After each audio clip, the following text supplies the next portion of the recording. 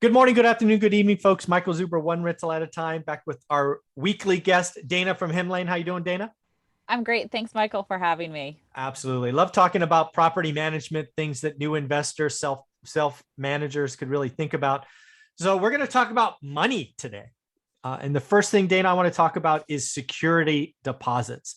Specifically, how to treat security deposits when a tenant leaves, because that is a process that ultimately will happen.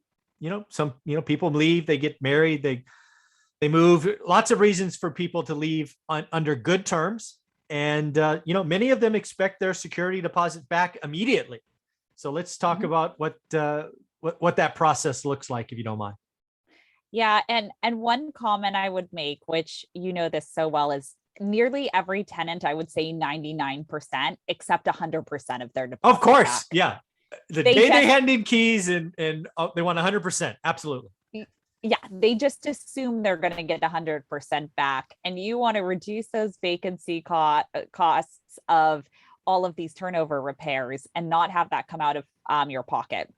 So the first thing I would say is it starts with the move in. Yep. When they move in, you have to do a very thorough move in process. And what I mean by that is photos, videos, documentation of things, anything that might have had a dent or a tear, and you say, I'm not going to fix it. It's discretionary. We're not going to fix it, but I'm going to note it. You're not going to deduct for that. And also set precedent. Like if you have a cleaning and it's not really clean, like the cabinets are still dirty, the tenant's going to make the argument of, hey, why do I have to clean it and make it move in ready if you Mhm. didn't even make it move in ready for me? So it starts with that move in and really documenting and outlining that. Now, keep in mind, you're going to have some tenants who are super detail oriented. And the good thing about that is usually they do take care of your property. The bad thing is they're going to look at every little scratch and come back to you with things. So really kind of setting this balance and expectation of property condition. But then on the move out, I would say, like you said, Michael, everyone wants their security deposit back and they want 100%. And this is where landlording becomes emotional. I am a huge fan of what California has, where they say do a pre-move out inspection. Mhm. I'm a huge fan of that. Going over to the property and letting the tenant know, hey, you mounted a TV on the wall, or you changed the paint color. It's now orange, and it used to be, white. You're going to be charged for the painter and the paint to go through and repaint that if it's not painted back to the white color that it was before. And so really setting those expectations, and then also setting expectations on the move out clean. The baseboards are dirty. Make sure you do those. Make sure you clean in all the appliances. Make sure you clean in all of the drawers. Like cabinets, you'll open up and they've got dust and dirt and all these things that require you to get another cleaner in, or you to waste your time on Saturday cleaning them. So really setting those expectations up front.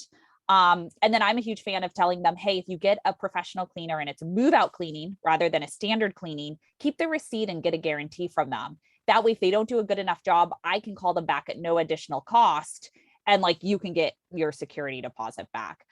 So there's that. Then when you do the formal move out and they hand over the keys, letting them know your state's laws. Okay, there's going to be 21 days to return this deposit. That's California law. Every state is different. But that's how long it's going to take, up to that many days to return the security deposit. We're going to go through and make sure that we've done our assessment of it and then send it over to you. And then from there, you can go ahead and get started with things. If there is anything that needs to be deducted, I've seen actually success with telling the tenants, hey, listen, we're going to have to repaint the room. And just as you know, we told you that before, here's the cost. We have the invoice and receipt, and that will be deducted. And then itemize all of those items. You never want them to question, hey, why is this so high? Make sure, or why is the deduction so high? Make sure you've itemized it. You have those receipts to back it up that I used a third party, not myself, to clean it. And that's why the security deposit is deducted how it is. So it gets emotional. I've seen way too much of, tenant landlord conflict because they just didn't set up a good process. And like you said, with a purchase, you need a really good process. You also need the same thing as a landlord. It's pretty simple. It's pretty easy, but you just have to have that foresight in advance. Yeah, the only thing I would add to that, because that was so well done, is first and foremost, I just want to second, it starts with the move in. Not only do you need great tenant selection, tenant criteria, and all of that to make sure you get a great tenant, but you've got to continue that through the move in. Full documentation, full video, initials here, there. I mean, you got to get acknowledgement from both parties. The only thing I would add to that is in the lease, I actually highlight what the process is to get the security deposit back, i.e. California, 21 days, up to 21 days, who will be in, what things to be expected. But yeah, I make sure that's in the lease so they know, and I can bring that lease, like when they do the pre-move out. I thought that was a great idea. I would bring that with me with their signature saying, hey, just so you know, here's the process. If I can go faster, we will, but realize I've got to make this unit look like it did when you moved in. That's a process. You don't expect your money tomorrow.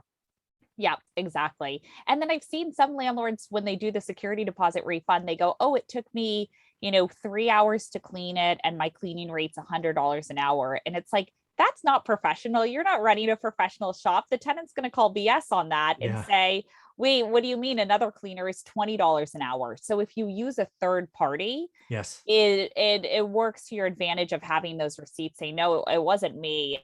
It was someone else doing it. So don't try to do the DIY with that, with the turnover repairs. Make sure that you're very objective and the tenant can't complain. And that works out pretty well. Definitely document receipts, hours. I would not do that cleaning myself either for that exact reason. I would get a professional.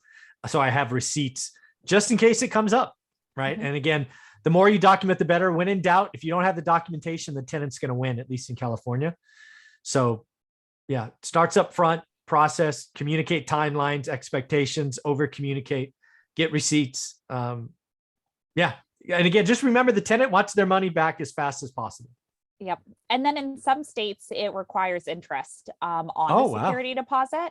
And actually, San Francisco requires interest. Of course it does. Deposits. Of course, San Francisco does.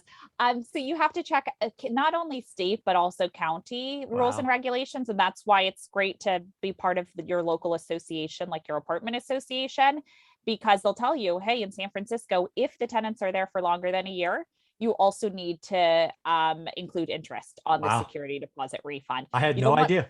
Yeah, you don't want a tenant coming back 4 years later saying you owe me all this interest and I'm going to sue you. Now there's penalties and all that other stuff. Yeah, exactly. So make sure you check that at the state as well as county level. Oh, joy. Just another reason I'll never be a landlord in San Francisco. Too many rules. Do yourself a favor, folks. If you are in the course, my free one or paid course, there is a 30-day POC, a proof of concept trial. Get into Hemlane, play with it, see what it is like to self-manage, document, have communication with tenants, all of that stuff. And again, where can they get that, Dana? Yeah, they can go to, the POC is obviously in the links here in the YouTube, but you can go to www.hemlane, which is in the upper corner here, hemlane.com, try for free. And then obviously mention one rental at a time because you get 20% off your first year. That's awesome. Yeah, folks. Again, one of the things I see a lot of new investors doing is alerting the market, their buy box that I talk about. They want more stuff to do. So go download 30-day trial and pretend to be a landlord, pretend to communicate with tenants and contractors and whatnot. So definitely take them up on the free trial. Dive in. Thanks, Dana. Thanks so much.